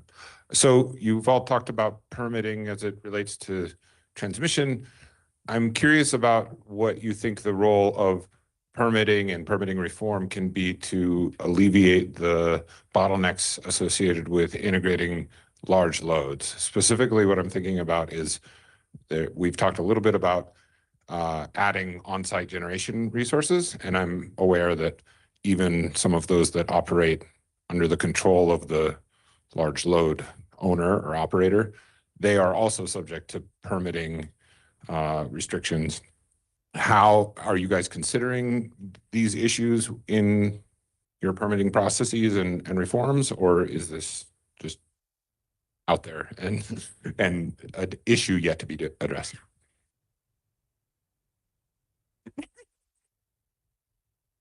The only non-regulator, so. I mean, I'm not a regulator right now, but I do think that when you're looking at project specifics, it's a little bit less complex if it's one project in a smaller space. But a lot of the things that we've talked about, right? The collaboration, working together early and often, making sure you've got all of the data in place, that you know what the process is going to be, can help you get the smaller project isn't the right way to describe it, right? But they're geographically closely located project, right? A lot of these tools that we've been talking about, I think work well in that permitting space for those. You know, transmission is its own special challenge because it's so many tens or hundreds of miles. It crosses multiple states sometimes, right? And so you just have to bring a lot more jurisdictions, a lot more collaboration together. But I think some of the techniques that we talked about can work for a project that's in a smaller location. But Yeah, I would just say it's certainly on our radar of things we want to look at. And I think here in the state and along with the country, you are seeing a growing amount of NIMBYism when it comes to data centers. So I think you're seeing some local governments really want to take a pause before they permit any data centers, and maybe they have a place a moratorium or put in land use codes that are pretty restrictive on data centers, like we're seeing from a lot of different type of projects, large infrastructure projects. So I think it's certainly just something on our radar that we really want to be closely watching. And again, like I said earlier, trying to support our local governments as they deal with these brand new issues to them. I'm a politician. I have to talk, right? No, but I think this is actually, and I had not only alluded to it, I think I hit it maybe a little more directly, is that's where we need to start changing the way we think, the way we've been doing it for generations. I'll tell you, and I'll let you know, John Jenks is the expert on trying to change, you know, how we look at large loads, how we look at third-party generation. But the difficulties with getting transmission lines permitted, that is just going to lead to more pressure in order, you know, for companies that want a power to actually develop their own power sources. And if you want to dip your toe into certificated areas and how important that suddenly becomes to utilities, you know, start talking about, yeah, we'll let you just build your own generation, or we'll let you hire somebody to build generation, and then we're going to require the utility to pay any excess electricity that you have. You know, it's just a tough nut to crack, but I think it's one we need to look at, because I believe that is probably going to be somewhat of the wave of the future. As again, we need to figure out how to get energy close, a lot of energy, and quickly. other questions? Can't see. I have an Sarah. elk recipe. Are you all interested?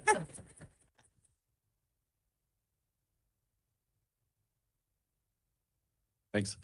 Hi, Scott Dunbar. I'm an attorney with Keys and Fox. I'm a public utilities litigator, so permitting is not my bailiwick. But at what point do we as states or as a society decide that transmission is just too important to allow all these different jurisdictions to slow it down?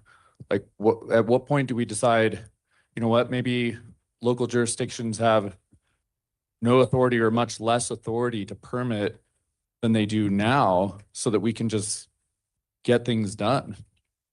How urgent is it, and when do we get to that point where we just need to say enough is enough, and we need some decisions made on high at the state level? How about when the lights go out? And I don't mean to be so facetious on that, but it probably will take that almost to that extent. Because again, it's an ingrained industry. States are ingrained. You saw what when FERC was talking about, you know, maybe taking over what most state regulatory commissions do. You saw that within the last couple of years. It's going to take a little more than what we have right now. I don't think it's the best answer that we have to face that. But unfortunately, I think we will have to see some energy crunches before we actually see the will for people to, yeah, okay, let's get, this becomes a national priority, and that gets the feds as well. Maybe, you know, it's a great question. That's the only reason we exist, is because it is so hard. And, you know, if you're trying to build a cross teams project from a regulatory perspective, it's challenging to do that because you're trying to prove up a benefit to ratepayers across a interregional line where you only have ratepayers on one side. So the complexities of markets and the complexities of having regulatory risk, you know, before you go and build a project, to try and do stakeholder work like we've done has been very expensive to do.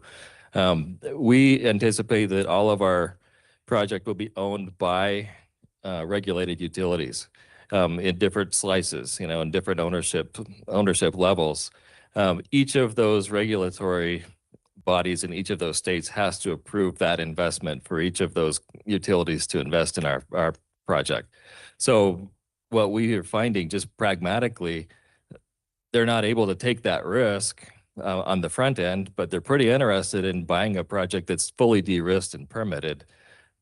But at the end, as you know, you're going to have to prove it up to your state regulatory body that paying that cost is going to be worth it. So I think that there is a great need for it.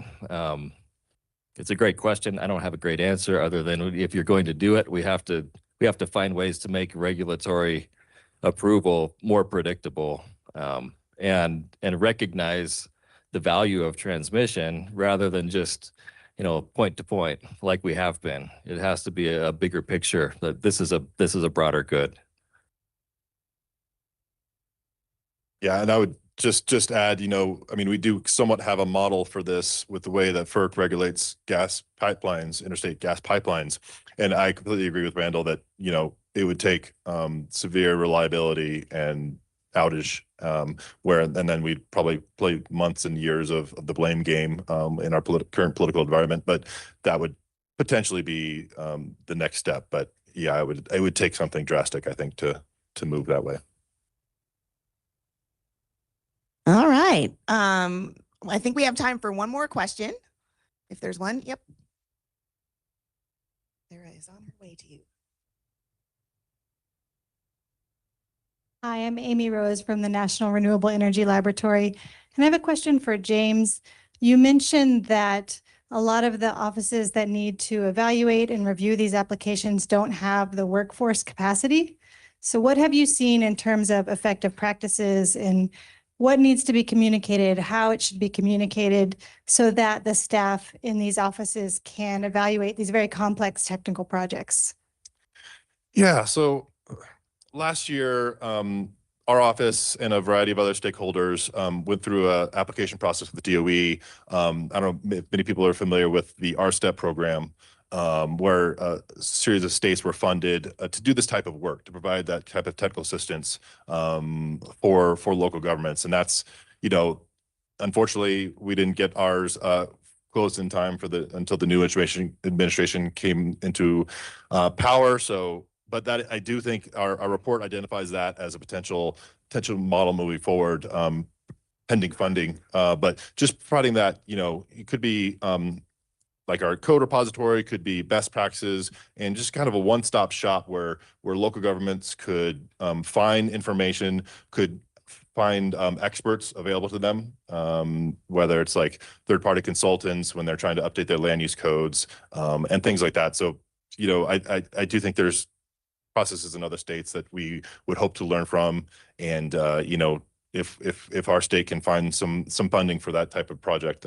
that's would be a big goal of ours, and that's something we heard from local governments throughout this process, beginning with the legislation in 2024 up through the filing of the report. All right. Well, thank you for the great questions. And again, please join me in thanking my excellent panel, James, Randall, and Brent. It was great.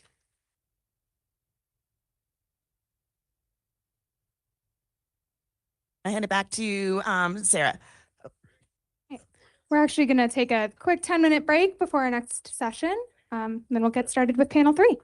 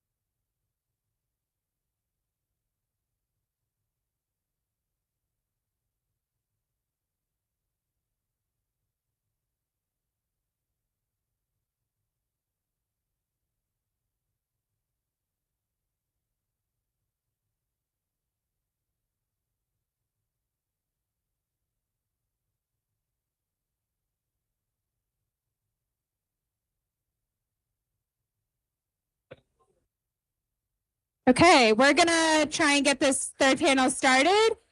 If folks would come into the room and take their seats. We're gonna try and kick this off in the next couple minutes here.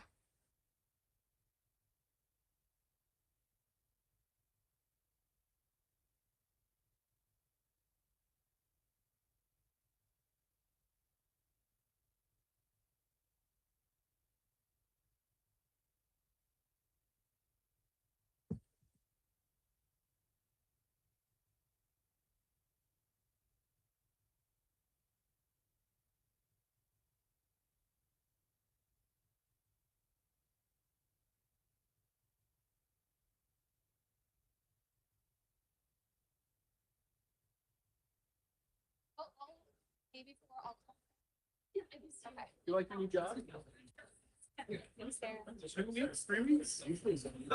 Okay. We're good. Thank you. It's not just me. I'm usually the Chili Willy in our office. Okay, we're gonna try and get this third panel started. If you would take your seat or take your conversation